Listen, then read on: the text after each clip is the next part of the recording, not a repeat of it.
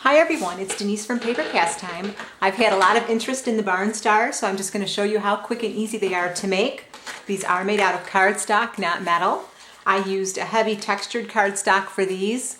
I didn't think that the thinner, like the Recollections cardstock would work, but I just tried one and I think it's going to work just fine, so that gives us lots of options for colors.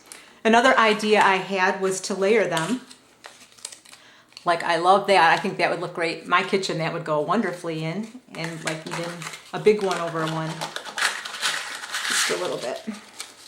So I think it'll give us lots of fun options to do. So let me get these out of the way and show you how we do this. You're gonna laugh because it's really easy. Just wanted to show you, here's my Cricut mat. All you need to do is just cut out regular 5-point stars. I used the star out of the basic shapes on my scale library. I'm going to show you the big one here, but they're all the same. It's just a matter of scoring it and folding it. So I have my center line marked with red on my score palette. Just makes it a lot easier for me. Just line up a point right there, and then this intersection right here where the 2 points join, make sure that's centered. And we're just going to score all 5 of them like that. On the heavy cardstock, go ahead and give it a really good crease. Just bear with me while I get all 5 done.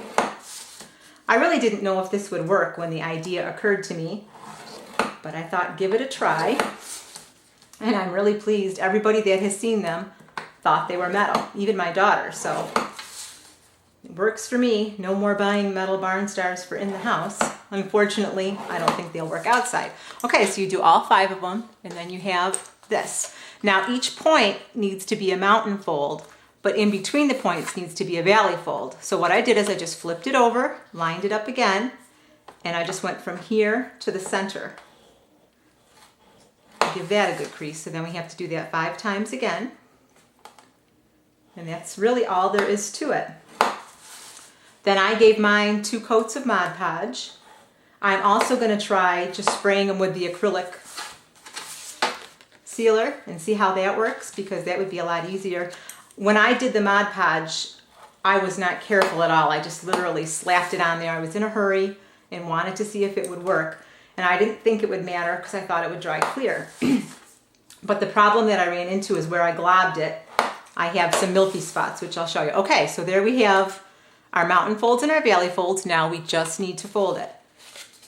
So you're gonna fold that there. Your point is your mountain fold, then in between is your valley, fold it. And you just have to go all the way around. When you get about halfway, you need to flip and start from another side, just because it doesn't want to go that far. But we're almost done. If you want to, you can use your bone folder and really give it a good crease. Then you open it up, and there you have it. Then I took my foam brush and this ancient bottle of Mod Podge, which I think I've had probably for 15 or 20 years, and I literally just put some wax paper down to protect the table, and I just brushed it all over.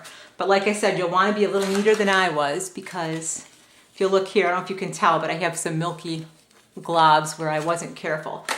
I really didn't think that the thin cardstock would work, but I needed more of the Barn Red one, so I had some plain old, it's really quite thin, Recollections, and I tried that, and I actually think it's going to look great once I get some Mod Podge. You might want to do an extra coat, and 2, if you're worried about it, you could coat the underside. I didn't. They're still kind of flexible, but the creases are going to stay, and as they dried, I did pick them up and maybe crease them a little bit, but I don't really think that's an issue at all.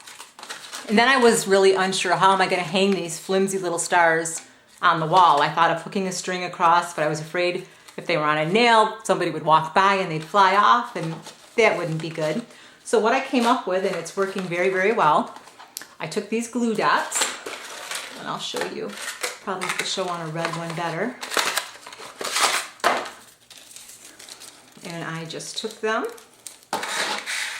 Hopefully you'll be able to see this. And I just stuck the point on it. Maybe, can you tell? So that the dot's going to be sticking out. Can you see that? And then I just sort of tucked it in, folded it in, so there ends up being a little dot of glue. And I did 2 or 3, depending on the size of the star, stuck them to the wall, and it worked really well. I'm going to post a picture of mine on the wall. They've been up for a few days, they haven't moved, and I also pulled one off. It's not going to damage the paint either. So that's my version of the inexpensive barn stars. I'm going to do a lot more. I hope you found this useful. Thanks for watching.